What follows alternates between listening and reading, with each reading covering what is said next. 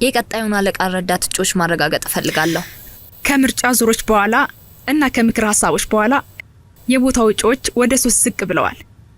ዱጂንቶንግ በድርጅቱ ከ3 ዓመት በላይ ቆይታለች። በአስተዳደር ክፍል ከፍተኛ ማናጀር ናት። የቀድሞ ሰራተኛችን ናት። ከበርካታ ልምድ ጋር ጎበዝ ሰራተኛና ተግባቢ ሰው ናት። ዱዋንያን ደግሞ የተረጋጋች ናት። ከዱጂንቶንግ ተጫዋችና ተግባቢ ባህሪ ተቃራኒ ናት። ግን እሷ ወግ አጥባቂ ናት። የመጨረሻዋ እጯችን ደግሞ ከሽያጭ ክፍል ዌንዱዋን ናት። ከካምብሪጅ የቢዝነስ ትምህርት ቤትን የተመረቀችው በድርጅቱ ውስጥ ለ3 ወር ብቻ ነው የቆየችው። ከእጩዎቻችን መካከል ብዙ የማትታወቀው እሷ ብቻ ናት። ችሎታ ቢኖራትም ብዙም ልምድ የላትም። ሰዎችን ለማሳመን የምትችል አይመስለኝም። ትክክለኛውን ሰው መምረጥ መርሃችን ነው።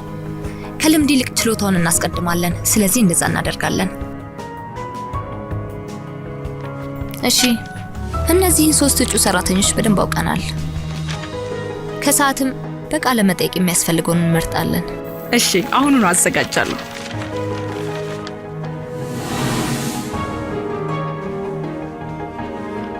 ዳይሬክተር አረፍ በይ።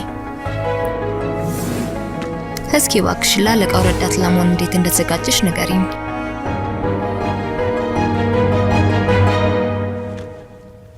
ዌንዱዋን ያለሽን ችሎታና ያለሽን የውጭ ሀገር ልምድሽን በጥልቀት ተረድቻለሁ። አንድ ጥያቄ ልጠይቅሽ። ቆይ አንቺ የድርጅታችን አለቃ ረዳት የመሆን ፍላጎት አለሽ እንዴ? የአለቃው ረዳት? ስለሱ ምን ታስባለሽ?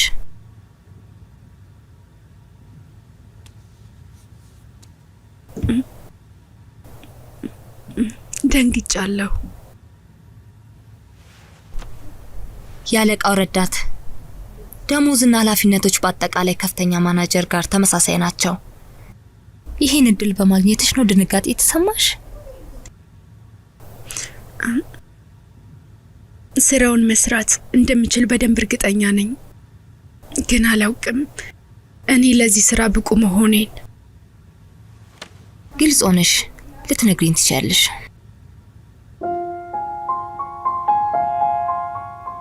ፍቅረኛዬ በዳይዦንግ ውስጥ ነው የሚሰራው። ዳይዦንግ? በዳይዦንግ ውስጥ ምን እንደሚሰራ ልትነግሪኝ ትችያለሽ? እዛ አጠቃላይ ማኔጀር ነው። ዡንሊንሉ?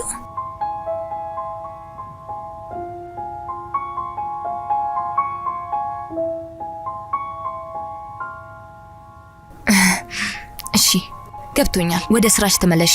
ውሳኔው ነገ ይደርሳል። እሺ።